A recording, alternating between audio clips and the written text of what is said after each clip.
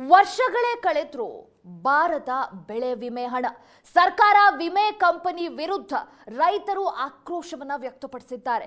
ಬಳ್ಳಾರಿ ಜಿಲ್ಲೆಯಲ್ಲೇ ಬಿಡುಗಡೆಯಾಗಿಲ್ಲ 12,710 ರೈತರಿಗೆ ವಿಮೆ ಹಣ. ವರ್ಷಗಳು ಕಳೀತಾ ಇದ್ರೂ ಕೂಡ ವಿಮೆ ಹಣ ಇನ್ನೂ ಕೂಡ ಬಿಡುಗಡೆಯಾಗಿಲ್ಲ.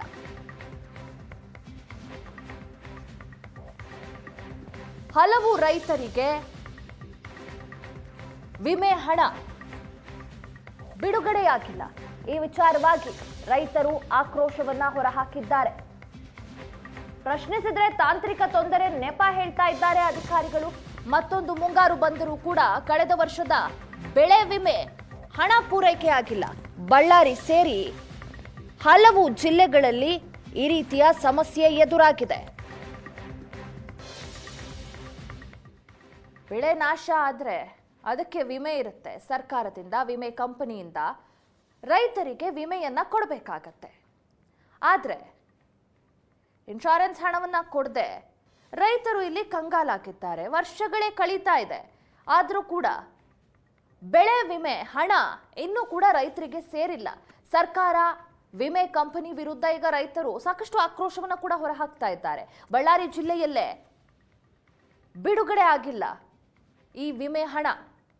ನೋಡಬಹುದು ದೃಶ್ಯದಲ್ಲಿ 2022ರಿಂದ 23ರ ಮುಂಗಾರಿನಲ್ಲಿ 1,766 ರೈತರಿಗೆ 4.26 ಕೋಟಿ ವಿಮೆ ಹಣ ಪರಿಹಾರ ಆಗಬೇಕು ಬಾಕಿ ಇರುವಂಥದ್ದು.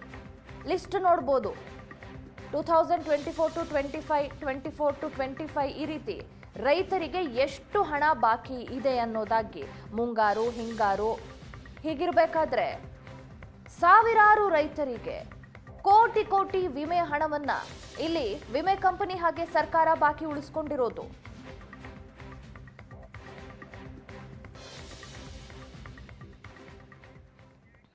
ರೈತರೇ ನಷ್ಟಕ್ಕೊಳಗಾಗಬೇಡಿ, ನಿಮಗೆ ಯಾವುದೇ ರೀತಿಯಂಥ ಬೆಳೆ ಹಾನಿಯಾದರೆ ನಾವು ಫಸಲ್ ಬಿಮಾ ಯೋಜನೆಯಲ್ಲಿ ಹಣವನ್ನು ವಾಪಸ್ ಕೊಡ್ತೀವಿ ಅನ್ನೋಂಥ ಮಾತನ್ನು ಸರ್ಕಾರ ಸಾರಿ ಹೇಳುತ್ತೆ. ಪ್ರತಿ ಬಾರಿ ಇನ್ಶೂರೆನ್ಸ್ ಮಾಡಿಸಿ ಅಂಥೇಳಿ ರೈತರ ಬೆನ್ನು ಬೀಳುತ್ತೆ. ಆದರೆ ಕಳೆದ 3-4 ವರ್ಷಗಳಿಂದ ಈವರೆಗೂ ಕೂಡ ಫಸಲ್ ಬಿಮಾ ಹಣ ಬಳ್ಳಾರಿ ಮತ್ತು ವಿಜಯನಗರ 2 ಜಿಲ್ಲೆಯ ರೈತರಿಗೆ, ಬಹುತೇಕ ರೈತರಿಗೆ ಬಂದಿಲ್ಲ. ತಾವಿಲ್ಲಿ ನನ್ನ ಬಲಭಾಗ ನೋಡ್ತಿದ್ರು, ಸಾಕಷ್ಟು ರೈತರು ವಿಮೆ ಮಾಡಿಸಿದವರು ಈಗ ಕೃಷಿ ಇಲಾಖೆ ಮುಂದೆ ಬಂದು ತಮ್ಮ ಅಳಲನ್ನು ತೋಡ್ಕೊಳ್ತಾ ಇದ್ದಾರೆ. ಯಾಕಂದರೆ ಪ್ರತಿ ಬಾರಿ ಸರ್ಕಾರ ಹೇಳಿದಂತೆ ನಾವು ಇನ್ಶೂರೆನ್ಸನ್ನು ಮಾಡಿಸಿದ್ದೇವೆ, ಆದರೆ ಈ ಬಾರಿ ಬರ ಇರತಕ್ಕಂಥ ಹಿನ್ನೆಲೆಯಲ್ಲಿ ನಮಗೆ ಈವರೆಗೂ ಅಂದರೆ 2024, 25 ಮತ್ತು 25-26ನೇ ಸಾಲಿನ ಹಣ ಬಂದಿಲ್ಲ ಅನ್ನೋಂಥ ಆರೋಪವನ್ನು ಮಾಡ್ತಾ ಇದ್ದಾರೆ. ಯಾಕಂದರೆ ಸರ್ಕಾರ ಹೇಳೋದೊಂದು ಮಾಡೋದೊಂದು. ಇಷ್ಟೆಲ್ಲ ಹೇಳಿದ್ರು ಕೂಡ ಯಾಕೆ ಬೆಳೆ ವಿಮೆ ಪರಿಹಾರ ಬರ್ತಾ ಇಲ್ಲ? ಬಹುತೇಕ ಕೇವಲ ಒಂದು 20-30% ಜನಕ್ಕೆ ಮಾತ್ರ ಬಂದಿದೆ. ಸರಿಸುಮಾರಾಗಿ 12,000ಕ್ಕೂ ಹೆಚ್ಚು ಜನರಿಗೆ ವಿಮೆ ಹಣ ಬಂದಿಲ್ಲ ಅನ್ನೋಂಥ ಆರೋಪವನ್ನು ರೈತರು ಮಾಡ್ತಾ ಇದ್ದಾರೆ. ಇನ್ನು ಈ ಬಗ್ಗೆ ಮಾತಾಡೋಕ್ಕೆ ರೈತ ಮುಖಂಡರು ಅಂತ ಇದ್ದಾರೆ. ಈಗ 2024, 25, 26 ಹೀಗೆ ಕಂಟಿನ್ಯೂಸ್ ಆಗಿ ಒಂದು 50% ಜನ, 60% ಬಂದೇ ಇಲ್ಲ ದುಡ್ಡು ಸರ್. ಇವತ್ತು ಕರ್ನಾಟಕ ಸರ್ಕಾರ ಇರ್ಬೋದು, ಕೇಂದ್ರ ಸರ್ಕಾರ ಇರ್ಬೋದು, ಫಸಲ್ ಬಿಮಾ ಯೋಜನೆ ಪ್ರತಿ ಸಲ ನಮ್ಮ ಕೃಷಿ ಇಲಾಖೆಯವರು ಸ್ಪೆಷಲ್ಲಾಗಿ ಕಟ್ರಿ ಫಸಲ್ ಬಿಮಾ ಯೋಜನೆ ಅಂತ ಹೇಳ್ತಾರೆ. ಯಾವ ಬ್ಯಾಂಕಿಗೆ ಕಟ್ಟಬೇಕಂತ ಕೂಡ ಇವತ್ತಿನವರೆಗೆ ಸ್ಪಷ್ಟವಾದ ಸರ್ಕಾರದಲ್ಲಿ ಇಲ್ಲ. ಎಲ್ಲವೂ ಕೂಡ ಖಾಸಗಿ ಕಂಪ್ನಿಗಳವರೇ ಬರ್ತಾರೆ.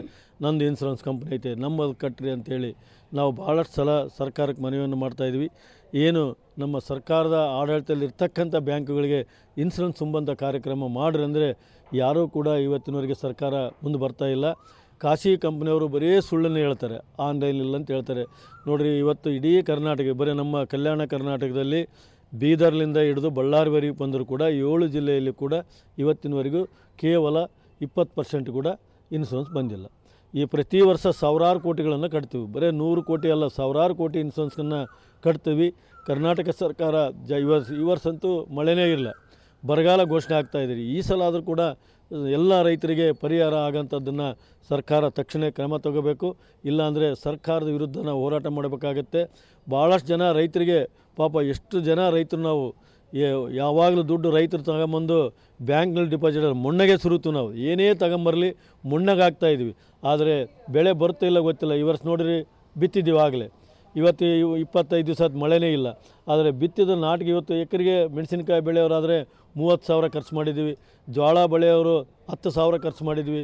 ಇನ್ನು ಯಾವುದೇ ತೊಗರಿ ಹಾಕೋರು ಕೂಡ 7-8 ಸಾವಿರನ ಮಾಡ್ತಾಯಿದ್ದೀವಿ. ಇವತ್ತು ಇನ್ಸೂರೆನ್ಸ್ ಏನಿದೆ, ಇನ್ಸೂರೆನ್ಸ್ ಕಟ್ತಾ ಇದ್ವಿ 2-3 ವರ್ಷದಿಂದ ಇನ್ಸೂರೆನ್ಸ್ ಬಂದಿಲ್ಲ ಅಂತಂದರೆ ಏನು ಅರ್ಥ? ಇನ್ಸೂರೆನ್ಸ್ ಬರಲೇಬೇಕು. ಇನ್ಸೂರೆನ್ಸ್ ಬರಲಿದ್ರೆ ಮಾತ್ರ ಇದರ ವಿರುದ್ಧ ಹೋರಾಟ ಮಾಡಬೇಕಾಗುತ್ತೆ ಅಂತ ಹೇಳಕ್ಕೆ ಇಚ್ಛೆಪಡ್ತಾ ಇದ್ದೀನಿ. ಇದು ಬಳ್ಳಾರಿಯ ರೈತರು ಹೇಳ್ತಕ್ಕಂಥ ಒಂದು ಮಾತು. ಈಗಾಗಲೇ ಬರಗಾಲದಿಂದ ತತ್ತರಿಸಿ ಹೋಗಿದ್ದೇವೆ. ಇಂಥ ಸಮಯದಲ್ಲಿ ಎಲ್ಲೇ ಒಂದು ಕಡೆ ಫಸಲ್ ಬಿಮಾ ಹಣ ಬಂದರೆ ರೈತರಿಗೆ ಅನುಕೂಲ ಆಗುತ್ತೆ ಅನ್ನೋಂಥ ಮಾತನ್ನು ಅವರು ಹೇಳ್ತಾ ಇದ್ದಾರೆ. ಕ್ಯಾಮ್ರಾ ಪರ್ಸನ್ ಶ್ರೀನಿವಾಸ್ ಜೊತೆ ನರಸಿಂಹಮೂರ್ತಿ, ಏಷ್ಯಾನೆಟ್ ಸುವರ್ಣ ನ್ಯೂಸ್, ಬಳ್ಳಾರಿ.